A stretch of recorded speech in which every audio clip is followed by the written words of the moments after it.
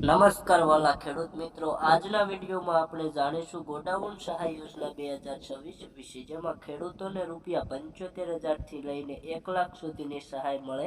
પરંતુ તે પહેલા ચેનલ પર નવા આવ્યા હોય તો સબસ્ક્રાઇબ જરૂરથી કરી તો મિત્રો, આ વિડીયોની અંદર આપણે જોવાના છીએ કેટલી સહાય મળવા પાત્ર છે, ફોર્મ કેવી રીતે ભરવું અને ક્યાંથી ભરવું અને કયા કયા ડોક્યુમેન્ટ જરૂરી છે, તે સંપૂર્ણ માહિતી આપણે આગળ જોવાની તો મિત્રો, સહાયની વાત કરીએ તો કુલ ખર્ચના 50% અથવા તો 1 લાખથી જે બંનેમાંથી જે ઓછું હોય તે મળવા પાત્ર રહેશે। જેમ કે પાક સંગ્રહ માટે ₹1,80,000 નો ખર્ચ આવે, એટલે કે 1,80,000 ના 50% 90,000 થાય, તો 90,000 એ 1 લાખથી ઓછા છે, એટલે સહાય 90,000 મળવા પાત્ર રહેશે। એટલે મિત્રો, જે તમારે 50% અથવા તો 1 લાખથી બંનેમાંથી જે ઓછું હોય તે તમને આની અંદર સહાય મળવા પાત્ર।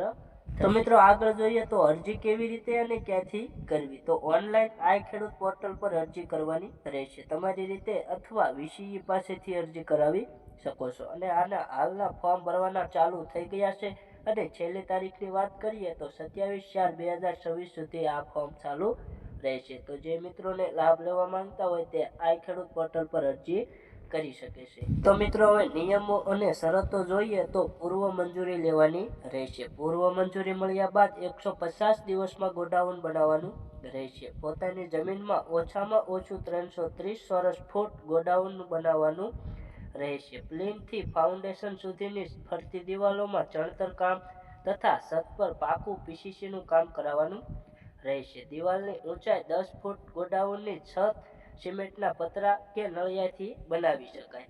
પાયો જમીનથી 2 ફૂટથી વધુ ઊંડાઈનો તથા 2 ફૂટની ઊંચાઈએ પ્લીનથી હોવો જોઈએ।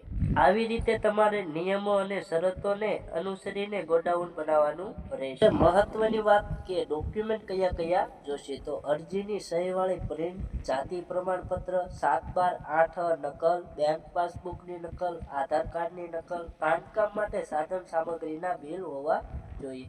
આ મુજબના તમારે ડોક્યુમેન્ટ હોવા જોઈએ। તો મિત્રો, આગળ આવી નવી માહિતી જોવા માટે ચેનલને સબસ્ક્રાઇબ જરૂરથી કરી દેજો।